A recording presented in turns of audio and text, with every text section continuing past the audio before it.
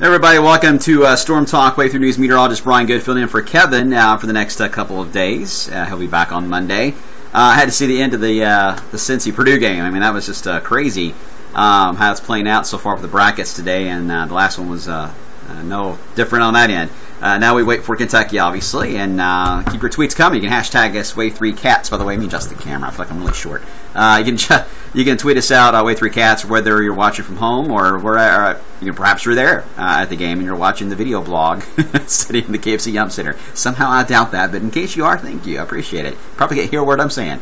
And then tomorrow we'll be doing hashtag Way3Cards. All right, guys. All right, so let's dive into a lot of the different discussion here about how the week's going to play out. I will show some model data, but I want to urge some caution because we're about to enter a very dynamic pattern with our two branches of the jet stream between now and the first week of April.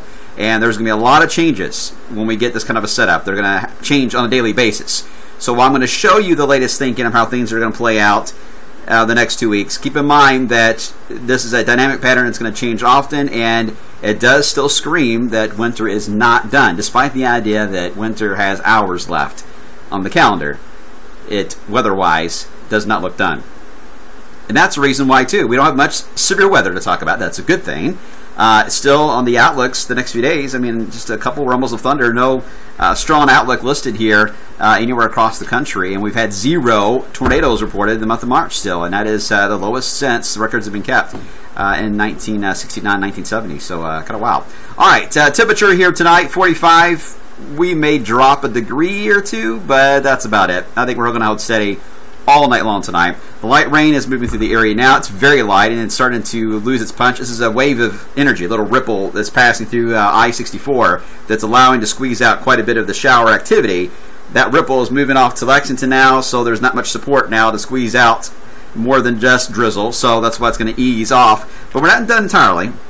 We do have another ripple that is going to move through later on tonight towards sunrise. You see the back edge of it here into Missouri.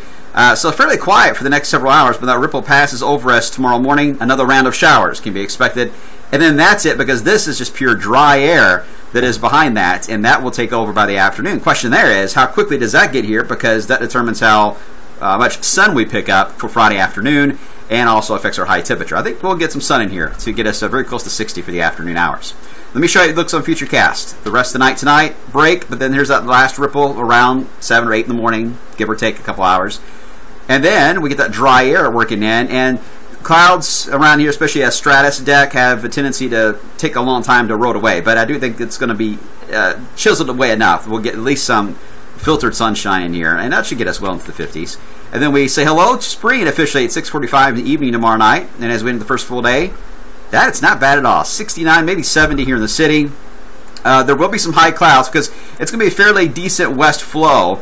At times maybe a little gusty, but a very tight gradient will develop here ahead of a cold front. It's a dry cold front that will move down Saturday night, but it's that compression that will likely increase some of the winds and has a chance to give us near 70-degree temperature, especially along and south of I-64.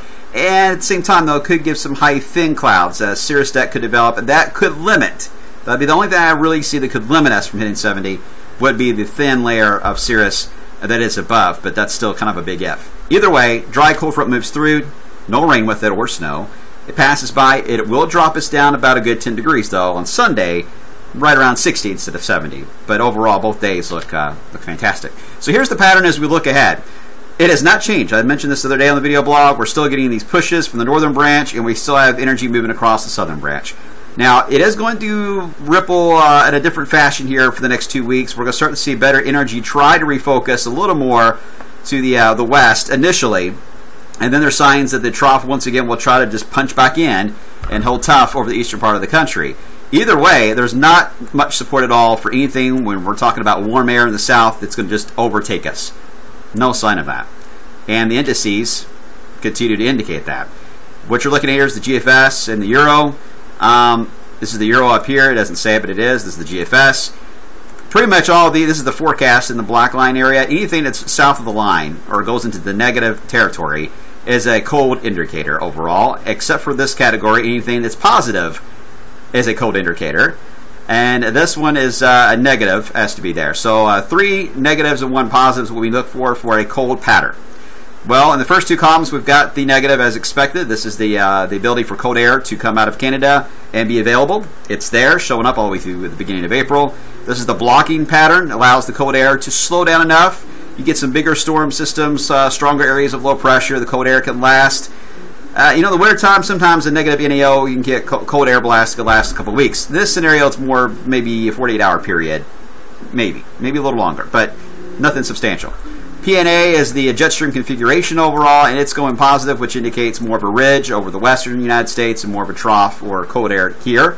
And the EPO, Eastern Pacific Oscillation, which we talk about every once in a while, but it seems to be a big player this year. A lot of discussion on that it's been more of a factor in how our winters played out more than these have been. And the EPO and the Pacific Decadal Oscillation is a very common tool that's been used this winter to really shine, to show that value has really stood out and being a driving force. So there's going to be a lot of studies on this. But either way, when it goes negative, it's a sign of colder, and it is showing up, not initially, but down the road. So, point of all that is, there's no sign really of warm air. Here is how things are going to play out for next week. I'm going to show the Euro from our systems here, and I'll explain some of the differences. This is going to be Sunday night into Monday. There's going to be a southern low that's going to pass Sunday to our south. Remember, we drop 10 degrees from Saturday, Sunday to around 60 Sunday itself. There is going to be a storm passing to our south. It's not going to bother us. But it is going to have a trough that's going to try to dig in behind it. It's two pieces of energy, really. And, the Canadian was trying to phase them together yesterday. I was posting about that. And the trend now is to keep them just far enough separate that the first guy doesn't bother us, and the second one is going to try. And all it's really going to do is maybe tug us down briefly Monday, temperature-wise, and maybe a brief shower. Don't think it's going to be enough to get anything frozen form out of this now, the way it's looking. But we'll watch it because, again, models don't resolve these issues until the very last minute. But that's kind of the setup for mainly Monday that we're watching, is these two little minor features. After they go by, we then get into pieces of energy that are going to split. One piece goes to the south. One piece is going to roll across the Great Lakes. Now, it's this first piece that's going to tug most of the wind belt energy mainly to our north. But it should allow, if you look at the arrows carefully, you can see them, a good south flow and a windy flow potentially, a very strong south wind, some moisture. It's not a perfect setup right off the Gulf of Mexico, but it's enough that I think we could see temperatures well into the 70s potentially with that. And maybe even a little warmer. We'll see. And then as we went into Wednesday, this is Wednesday, by the way, Wednesday night and Thursday, this is where the models differ. Is this really going to be where it's located? Is this really going to dig down here to Texas? This is where the GFS, the Canadian Euro are like, we're not really sure what to do with this. But they all show something significant trying to evolve here next Wednesday through Friday. And I think the Euro probably makes a little more sense with an energy passing to our north. We warm up, maybe a weakening line of thunderstorms. Doesn't look to be severe. It's a positive tilt. We say that because it's like the hash on a keyboard, the slash, I should say. It is leaning forward. A positive tilt, it's not really a good severe weather indicator. But it also is going to arrive late at night the way it's looking Wednesday night. So maybe some rain, some thunder with that. But I'm going to stop the models here because this is the key part. What happens here in Texas? Are we going to see low pressure then develop and then ride along this? Because if we do, this cold air is going to keep on dropping at the same time. And then I would say next Friday, a week from tomorrow into that weekend, things get weird and a little more wintry looking. So we'll see. But the models have got to figure out everything before that first. They've got to figure out these two little minor systems, Monday and Tuesday, I was pointing out, and they've got to figure out how does the energy evolve here out of Canada. Does it go east, and we have another piece digging south? That is going to take some time to get resolved, guys, so be patient here with us, and expect the 7-day to keep changing in the longer term. Now, we do have at least good support on the ensemble data. This takes account many scenarios. They're all registering colder than normal weather about a week from Friday into that weekend of the 27th, 28th, I believe, of March. So the final weekend of March is looking cold, and it could be wintry in terms of temperatures. Don't know when it comes to snow. Nobody knows that. But at least we're getting strong support that whatever happens here Wednesday through Friday, the cold shot after it is looking more and more likely, and we'll see how that plays out. That's a wrong graphic, so ignore that one there. All right, guys. So that's how it stands now. It's a complicated mess as we head through at least the beginning portions of April. I know a lot of you are worried already about how Easter is going to play out, how this thunder overload will look. We got a lot to figure out before then. But buckle up because the crazy, wacky weather in our area is going to continue for quite some time. I'll see you tonight coming up at 11 o'clock. See ya.